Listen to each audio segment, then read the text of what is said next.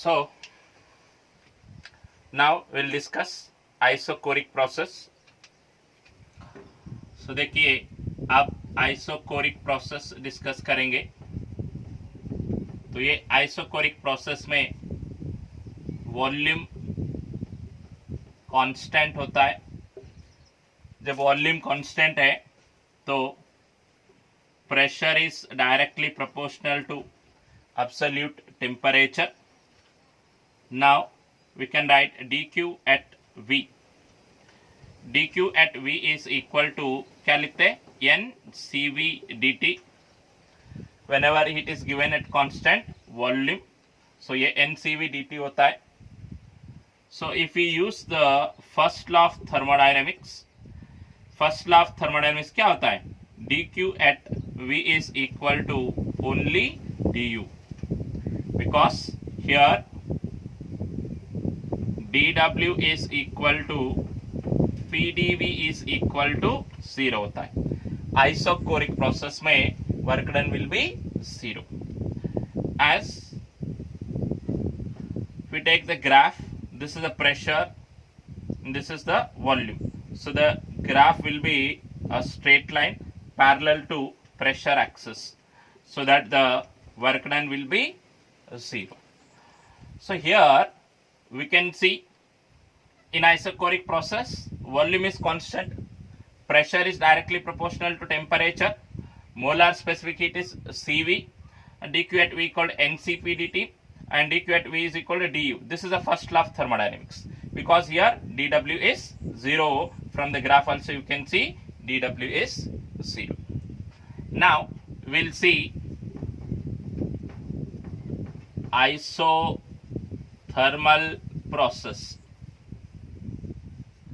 ये देखिए, what is isothermal process? Isothermal process means the process in which the temperature is constant, or we can say the system undergoes some changes at constant temperature. अगर system expand होता है या compress होता है, anything at constant temperature, that is called isothermal process. तो देखिए जब यहाँ पे टेम्परेचर कांस्टेंट है तो pressure is inversely proportional to volume. As pressure is inversely proportional to volume, you can see the graph will be a curve. ऐसा होता है. This is the isothermal curve x and y. Here also you can see the gas is expanded from V1 to V2. So here pressure is not constant, your volume is not constant. Both are depends on each other. So now whenever heat is given to the system at constant temperature, the change in internal energy will be 0, because temperature is constant. When temperature is constant, du is 0, so that first law of thermodynamics gives us the dq is equal to dw. dq is equal to dw. Nothing but whenever heat is given to the system, the work will be done by the system. If heat is rejected by the system, work is done on the system. So this is the isothermal process. But in isothermal process, if you see, pressure is inversely proportional to volume, so that we can write PV is equal to constant. That means we can say P1 V1 is equal to P2 V2.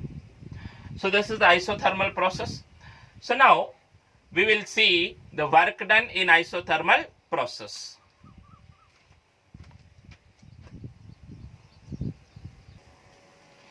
So now we are going to see work done in isothermal process. Let us see the graph of isothermal curve. This is P and this is V. So that the graph will be a hyperbolic curve. So this is a P1 and this is P2. The system is expanded from V1 to V2. So here I am taking a small portion in which the pressure remains constant. So this is dV. So now this is P2 and this is P1.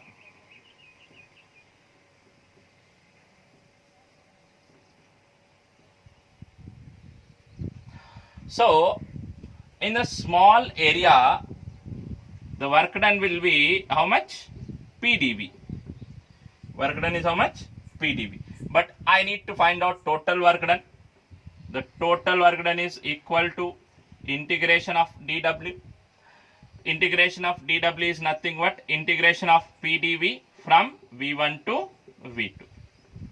Here if pressure is constant, directly we can write P into V2 minus V1, but pressure is not constant. Pressure depends on again volume, so that we can write from the ideal gas equation PV is equal to RT. Yeah, PV is equal to what we can write? We can write constant. PV is equal to what we can write? We can write constant, or we can write RT. Okay, this is. So from this equation we can write P is equal to RT by V. So in the place of P I will write now RT by V, so that W is equal to integration from V1 to V2 RT by V dV.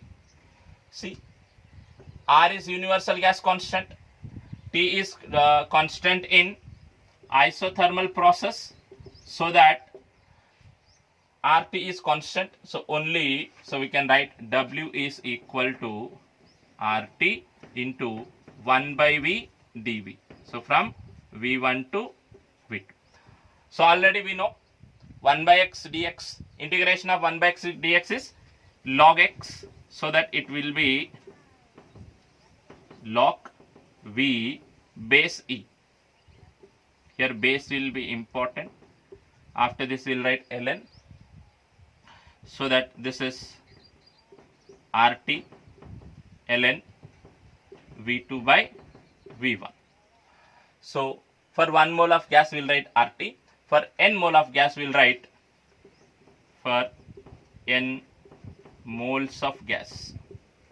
So we can write W is equal to nRT log V2 by V1 base E. So this is the work done in isothermal process. As we know, P1 V1 is equal to P2 V2. This equation we can write as nRT log P1 by P2 base E. So this is the work done in isothermal process. Now we'll see adiabatic process. So adiabatic process means, already we have discussed the isolated system. In isolated system, neither heat supplied to the system or heat is rejected by the system. Means there is no heat exchange. If there is no heat exchange, so we can write dq is equal to 0. That process is called adiabatic process. So here PV to the power of gamma is equal to constant. Instead of PV to the power of gamma is equal to constant. So from this we can write T V to the power of gamma minus 1 is equal to constant. And P to the power of 1 minus gamma and T to the power of gamma is equal to constant. So these are the relation between pressure, volume, temperature, volume, and pressure, temperature in adiabatic process. If we see the graph of adiabatic process, it will be again hyperbolic curve, but the difference between isothermal and adiabatic process is the slope of adiabatic process, adiabatic curve will be more than the isothermal curve. So as dq is 0, here we can write du is equal to minus dw. This is the first law of thermodynamics in case of adiabatic process. In case of adiabatic process, du is equal to how much? Minus dw. Means here, without giving any amount of heat, the internal energy can be increases, or temperature of the system can be increases without giving any amount of heat. So simply by doing work on the system. If a system is compressed suddenly so that its temperature increases, or we can say its internal energy increases. Generally we say all the sudden processes are adiabatic process and all the slow processes are isothermal process. For example, the melting process and boiling process, freezing process, condensation processes are isothermal processes, and all the quick processes we assume as adiabatic process. So now we'll see work done in adiabatic process. So we will see work done in adiabatic process.